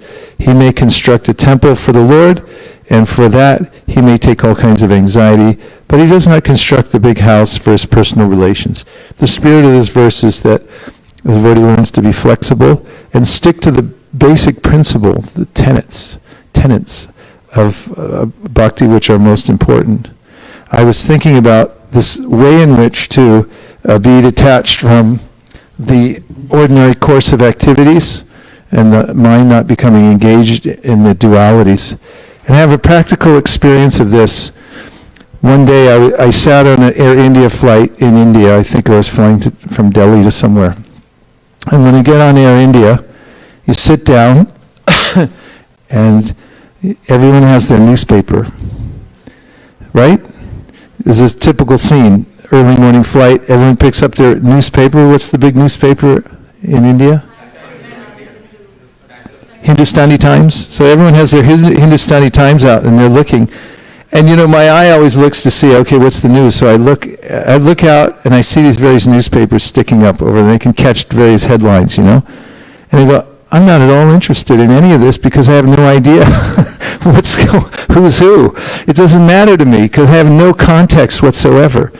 You know, every article, even the sports things. I've never played cricket in my life. I'm sorry to disappoint anybody, but I don't even know what it is. And, you know, I'll see the cricket scores and I go, I don't care. And I don't care who won. I don't care who lost. I don't care who won the election. I don't care, you know, who fell off a bridge, because it doesn't mean anything to me. And for a devotee who's really become focused, the Shraddha has become thickened and is looking at Krishna as the only value in life, he or she looks at the whole world like that. Yeah, it's there, I'll deal with it. And I can deal with it. If someone wants to talk to me about the news, I'll say, yes, very interesting, very good. I'm sorry for you that your team lost, but I don't care. So similarly, the whole wide world is like that for the devotee. The devotee is interested really in Bhagavatam culture. And then the rest of it becomes gray. It's grayed out. My world has become gray. The material world has become gray. It's just a different shades of pale. And not interesting, not relevant or important necessarily, different ways. Of course, in the name of Yukta Vairagya, Prabhupada would zero in on certain things and then preach from them. But it was in a dispassionate way. It wasn't like he had a personal interest in any of them. Okay, so one or two more realizations that you got shared with you. We had a 4-minute break, and during that 4-minute break, you extracted a realization from a colleague, and now we're reflecting it back, just to reorient you. Hare Krishna. Thank you. The one point that I heard from Gopal Prabhu was about the staying alive in Krishna consciousness, and the example that Prabhupada gives, that the son of a rich man, how he has to just stay alive to get all the wealth. So just by following the regulative principles, that, you know, one can go back to the kingdom of God was very inspiring. Yeah, please go ahead. Was very inspiring and very, giving a lot of reassurance. You know. Good. So the staying alive is important because we'll be constantly attacked. When I studied business, they told us that as soon as you start a business, it will be assailed by others. There will be predatory marketers. Everyone will come for taxes on everything. There'll be difficulty, and somehow or other in business you have to stay alive. You have to learn how to overcome these various things. And similarly, when you declare yourself a devotee, a lot of people are going to attack you, starting with who? Whom? The government? Okay, it depends what country you're in, but the government could attack you. You know, there's certain countries, I won't mention any names right now because they may be listening, but there are certain countries that don't want you to practice a particular religion, and they actually will put you in jail if they find out, especially if you're teaching it to other people. Who else might attack you? Your friends. Some friends, they are, huh?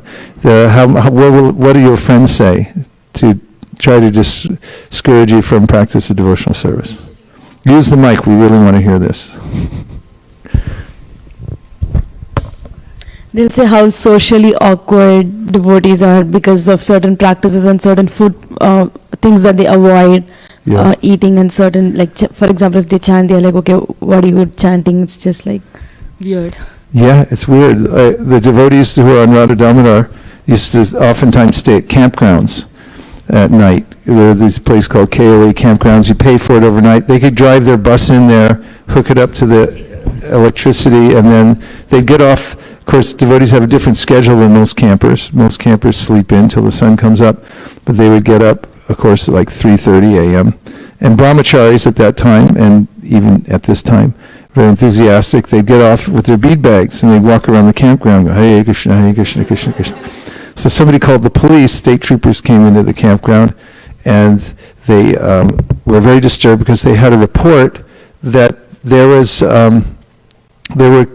people walking around shaking herbs out of bags, some magical herbs they were shaking.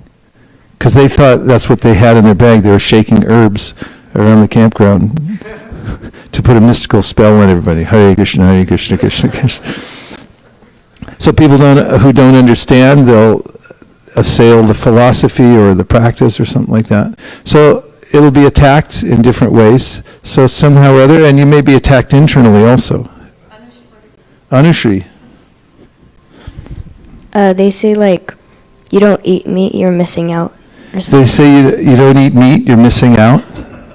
Yeah, it's a really good thing to miss out on. If you can miss one whole lifetime of eating meat, your heart will become peaceful and soft and non-violent just from that practice of not eating meat. Meat eaters have a very hard time not having very aggressive feelings towards others, because there's a violent cycle that goes in, and when you eat it, then it gets in you and it sticks. I always notice that when I go to like Vrindavan, and I notice that people don't eat meat there, so there's a kind of gentleness that people have. It's not just because of that, but it's a pervasive feeling one gets when you go to a place where there's the idea of ahimsa. You were going to say? I was just thinking about the time that you mentioned that when you're traveling and you have to go through the security, you have a tough time explaining all the deities and the so-called dolls. Yeah, I haven't had a super tough time. I mean, one time in Japan they said, "What's that around your neck?" Because I used to carry my shalagrams around my neck. And I said, "Oh, it's my lucky stone." And then they said, "Okay, open it up." And so I started opening it up, and then more guards came around to see what the lucky stone looked like. And when I finally opened the last wrapper, and Shalagram was smiling at him, they looked at each other, and then the head guy goes, "Lucky stone, lucky stone." And in Kennedy Airport one time I was flying out, and they opened up my deity stuff, and then they wanted to know, "Well, what is it?" And I said, "It's a sacred rock from Govardhan." And they said, "What's that?" And I said, "It's..." one of the passengers, he was also looking in, he goes, "What made it sacred?" And I said, "Because Krishna lifted it with his little finger," and they all went, "Oh, okay." They put the Govardhan Shila back in, and they went on. But anyway, Yanisha Sarvabhutanam Tasyam Jarakati Samyami. What's night for most people is a time of waking for devotees, and vice versa. So, we'll take one more realization that was shared. Yes.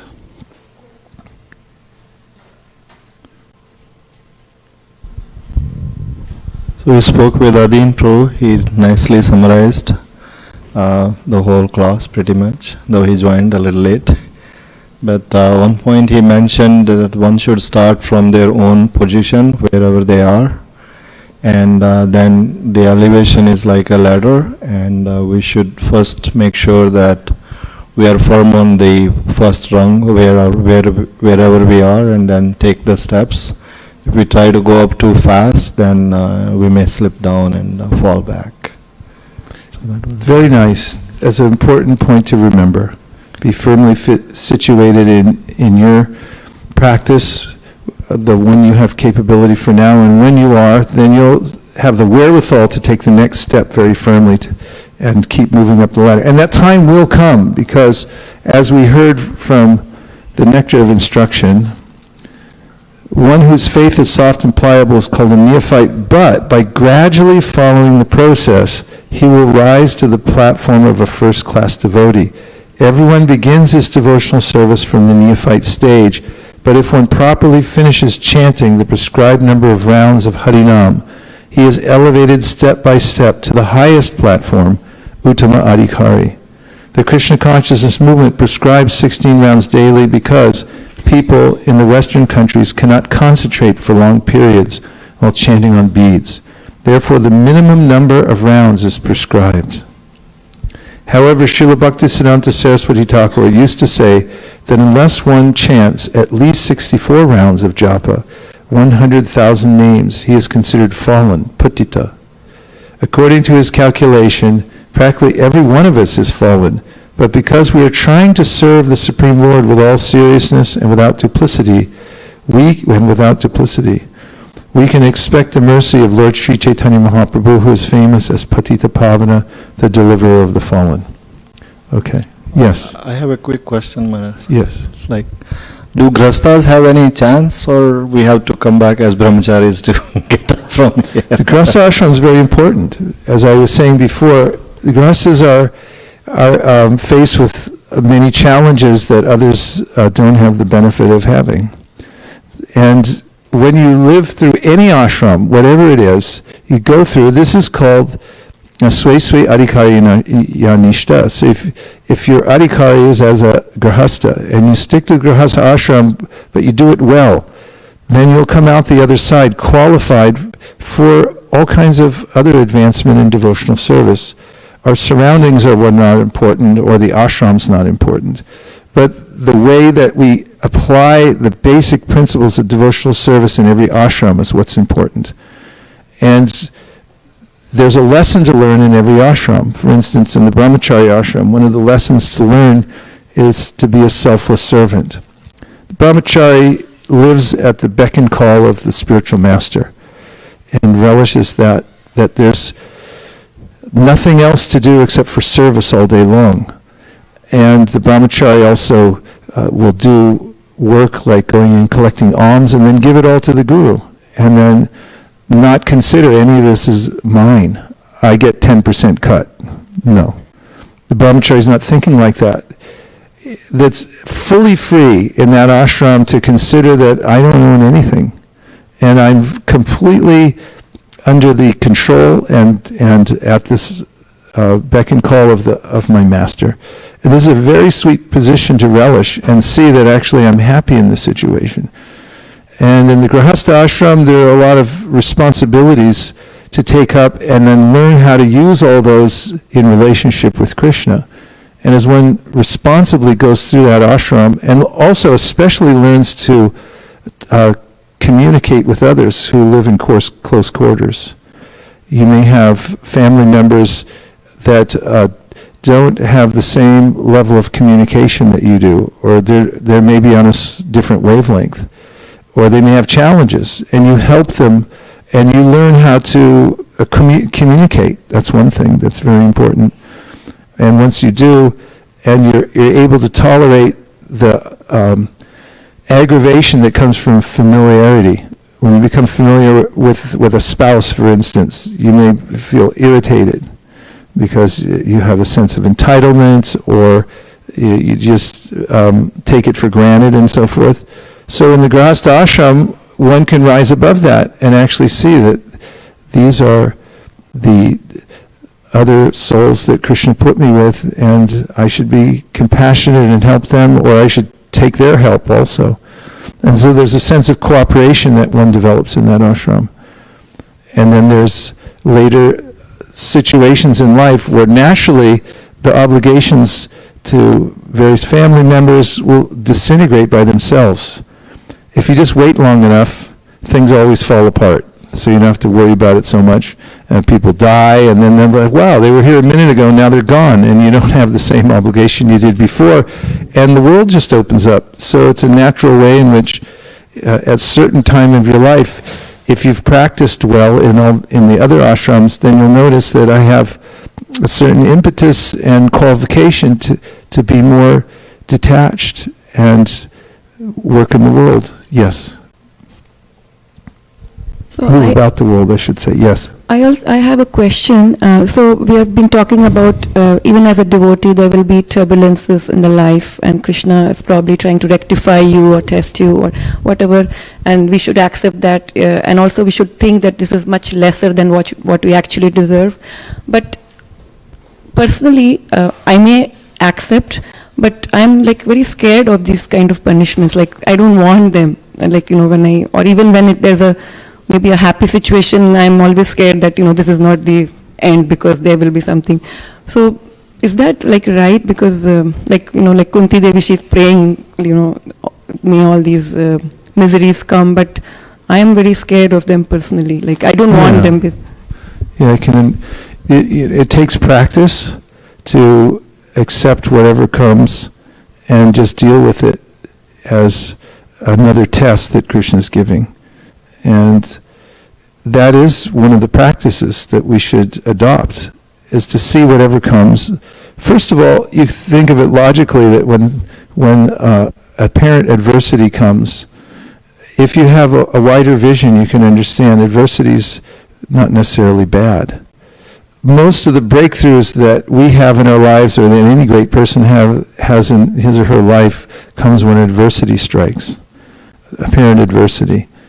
And to see the various changes that come up that apparently move against my plan and my idea of what comfort is, as Krishna's mercy is the spirit of that verse.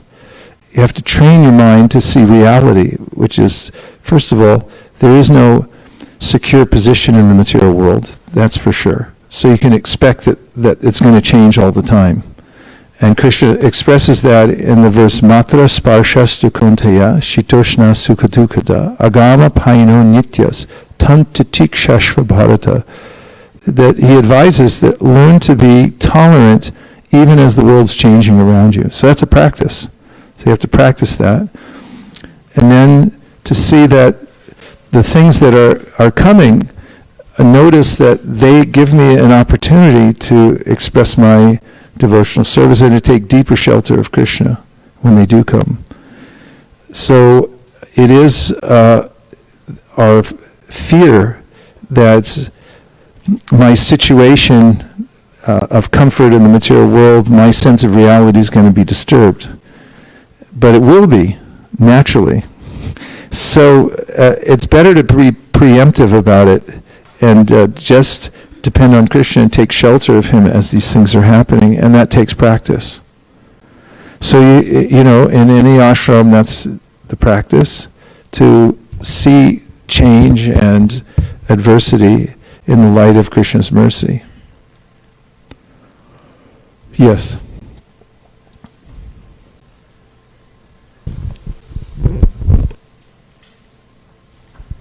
So Prabhu, this is related to Narsimha prayer that you sang at the beginning of the class. So this is a general question that I have is in Chaitanya Chandramrita, Prabodhananda Saraswati, he establishes how Gauranga Mahaprabhu is like sum total of all incarnations, and he even goes to say that what is the use of Narsingha, he came only for a few seconds, like that. He says that Gauranga is the supreme personality of Godhead and he can give anything we want and he can give all protection. So why is it that our acharyas pray to different other incarnations like Bhakti Vinod Thakur to Narsinghadev, and also Bhaktisiddhanta Saraswati Thakur was worshipping Kurma deity, like that. So how do we take it? But Prabodhananda Saraswati Thakur's bhava comes out in that book, Chaitanya Chandamrita, when he says that all these other things are insignificant. This is called Bhakti Bias, because actually Bhakti means bias. There's a certain kind of, in love, we become thoroughly attached to a certain feature of the Lord. And he's showing that bhava, or that emotion, for Chaitanya Mahaprabhu in all of his expressions. It doesn't at all contradict Bhaktivinoda Thakur's praying to Lord Nrsingadev. After all, what's he praying for to Lord Nrsingadev? That is that, please let me take deeper shelter of Lord Chaitanya's Dham and enter into the mood of that Dham and actually experience it. When the gopis are looking for Krishna in the forest, they're praying to everybody. Dear Champak, O creepers in the forest, O deer, they're praying to the deer and to all the animals, please show us where Krishna is. When Rukmini is praying for Krishna to come and steal her away, she doesn't want to be married to Shishupal at all. It's a totally gross idea for her. And it's like she's already settled her mind completely on Krishna, so she sends a note to him, and then she goes to the temple of Durga and she's praying intensely. Please, let Krishna be my husband. Same with the young unmarried gopi girls. They're praying to Durga also. Please, let Krishna be my husband. Prabhupada comments, you can pray to anybody. Of course, Nrsimhadev actually is a very special incarnation you'll notice that he appears throughout the Gaudiya pastimes, and that it's not that he's some Vaikuntha deity, somebody remote, but even Prahlad Maharaj, whose his mode of devotion is different in some sense from the mode of spontaneous devotion that the devotees in Vraj have. Still, it's interconnected because one has to have. He represents the actual standard of pure devotional service from which one can make advancement. Within the core of my heart, my only desire, let there be no material desire, so that I can worship you properly. So the point is that devotees will take help from everywhere, from anyone and everyone who can help them advance towards their goal of worshiping Krishna with no motivation whatsoever. But especially Lord Nrsimhadev is prevalent in our pastimes. After all, Bhaktivinoda Thakur tells how he's one of the deities who reveals where Lord Gauranga is, where he actually appeared. Because early in the morning, Bhaktivinoda Thakur, from his vantage point, from his house, could see a cloud of dust coming up and ending up now where the Yogapith is. And then he realized, it's Lord Nrsimhadev coming from Mangalartik every day. So Lord Nrsimhadev is revealing many things, and he appears throughout the pastime, the Leela of Chaitanya Mahaprabhu. So it makes us want to go there to Nrsimhapali next year. We can sing the song and then be thinking about that and go to Nrsimhapali and sing that, and it's all within the realm of worshipping Mahaprabhu in the mood of Prabodhananda Saraswati. Guru Maharaj, when you say the shloka Stavaram Jangama Dekhe Na Dekhe Tara Murti Sarvatra Hoya Nija Ishtadeva Spurti. When we say Nija Ishtadeva Spurti, would it be for us Nrsimhadev, or would it always be like if you have this situation where you're praying to somebody else, or you have a different deity on your altar and you're offering service, does that become our Nija Ishtadeva? Well, if you look at the pastimes of Prahlad Maharaj, actually, he was worshipping Govinda. His deity is Krishna. It's just that in this very unusual pastime, Krishna appeared as Lord Nrsimhadev to reciprocate in a very unusual circumstance. So he's praying to Govinda, actually. And Govinda appears as Naraharidev, to show how fiercely he protects the devotion of the devotees, and that he's always there, inside and outside, watching over the devotees. Okay, last realization someone has that they got shared, someone shared with you? Or from online? Yes? So, Maharaj, should we pray to other demigods for advancement in Krishna consciousness, or it's best thing to pray to Krishna only for advancement in Krishna consciousness? You can pray to other demigods for advancement in devotional service to Krishna if you wish. It's just illegal to pray to demigods independently and think that they're somehow separate from Krishna. Chaitanya Mahaprabhu visited various temples on his travels in South India, and the Brahma Samhita perfectly harmonizes all these things. Yet pada pallava yugam vinidaya kumbha dvandve pranama samayesa ganadi raja vignam bihantam alamasya jagatrayasya govindamadi purusham tamaham bhajami. He's praying, worshipping Ganesh, but he's saying, okay, please remove obstacles. How is Ganesh getting his power?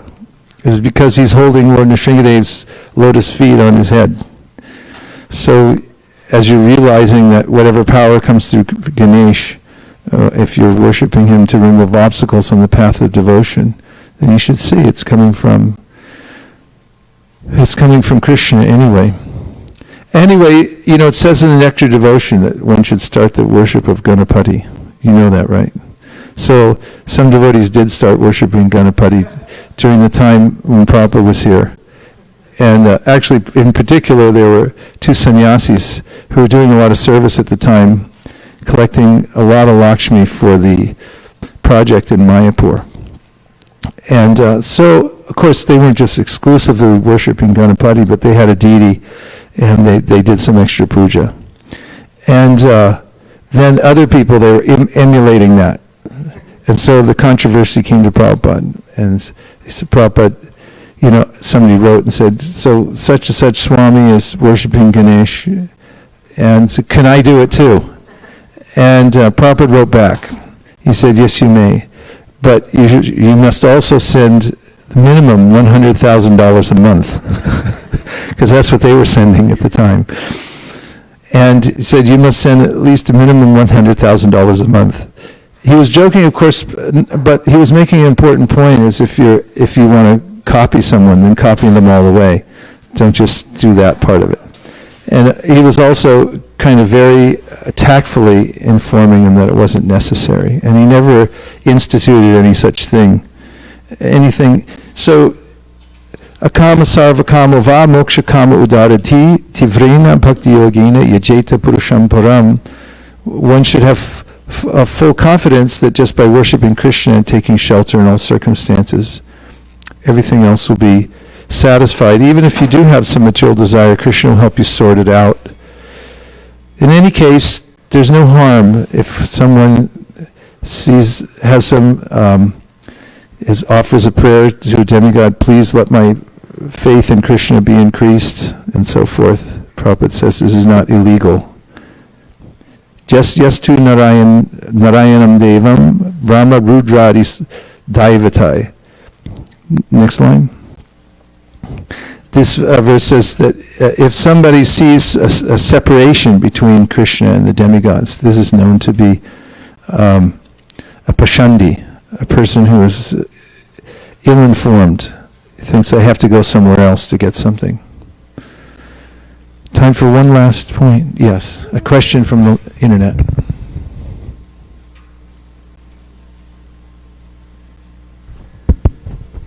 This is Anuradha Sevani Devidasi. How do we remind ourselves to be in Krishna consciousness in the midst of material life? You have to chant good rounds. Because, as Krishna says in the Bhagavad-Gita, Tasmat sarveshu kaleshu mamanusmara yudyacha mayarpita mano buddhir mami vaishyasya samshayaha. He says, therefore, which is referring back to the last couple verses that say that you have to be fixed in remembering Krishna at the time of death. So that means, he says, you must practice during the lifetime. And that means that you may have other work that you have to do, so you have to continue chanting Hare Krishna, Prabhupada says, while you're doing your work. Which means that at least every day you should chant good rounds. And it also helps infinitely well if you maintain a standard practice of reading from the Bhagavad-Gita and Srimad Bhagavatam every day. Don't shop while you're hungry.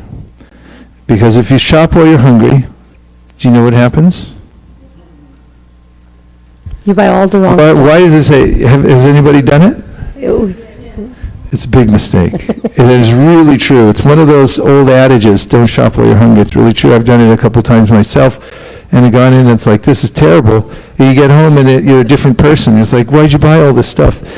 So similarly, don't go out in the world before you feel a little fulfillment in your heart. And so we have to go out and do a job. We have to interact with people here, there, and everywhere. So before you do, make sure that you satisfy your sense of spiritual hunger first. Otherwise, you'll see the whole world as a place where it will be distorted and you'll do the wrong things. So be really fixed. And it's no joke, because when we leave this world, we have to draw upon every instance in which we've made the right decision to keep fixed on the path of devotional service. That will develop into a kind of strength that we have, and a taste that we have, and an inclination that we have. And that all comes to bear when we're making the final transition from this body. You get a human body after millions and millions of births in the material world. And if you miss the opportunity, you could take a hiatus for millions more births. It's possible. So don't take the risk, but stay fixed in devotional service by at least having a steady practice every day in chanting good rounds and also hearing from the Shastra. And this will help fortify you. And now we have the great pleasure of performing a first grain ceremony. I don't see any babies around here, so I'm not sure.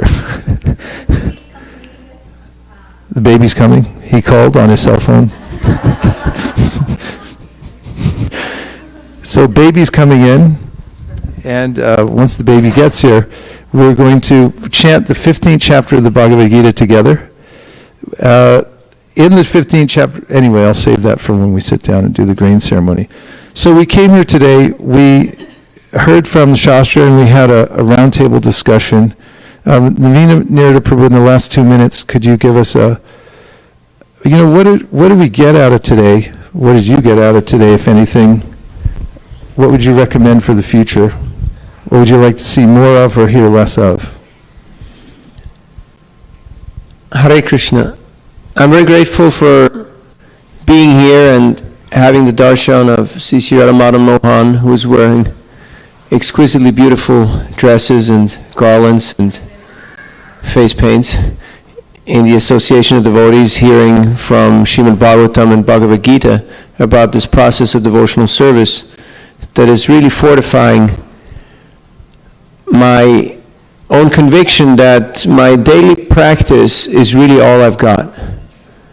That's what I have, that's what I will have, that's what Krishna has given me. And if I stick with that, I can attain perfection in this moment or in however many lifetimes it may take. So I'm grateful for being reminded of that and hearing all the precious realizations from the devotees as they're churning this Bhakti Rasamrita Sindhu, this ocean of nectar of devotional service, from their own perspectives, revealing their own difficulties and successes and aspirations in bhakti, most of which I can share, and they resonate very well with me. And hearing from my favorite teachers and Shiksha gurus about how to apply myself to Krishna consciousness in a resolute, in a single-minded and a determined fashion. It is something that I look forward to applying every day of my life, starting from today. So thank you for being here and giving us this opportunity. Like an essay that could earn you another degree, I think. Thank you very much. Yuga Kishore, can you come here just for a second? You just come here for a minute. So the perfection of the eyes is to see a devotee, and I just want you to have a look. This is a devotee. Hare Krishna. This is Yuga Kishore Prabhu, and if we did anything right, it's because of the kata. Somehow or other we attracted him to come in. Whenever he hears kata anywhere in the world that's attractive to him, somehow he just appears. So please welcome Yuga Kishore Prabhu to ISV. Nachari Armarman, Nachari Armarman, Nachari Armarman, Nachari Armarman, hey, Nachari Armarman, Nachari Armarman, Nachari Armarman, Nachari Armarman.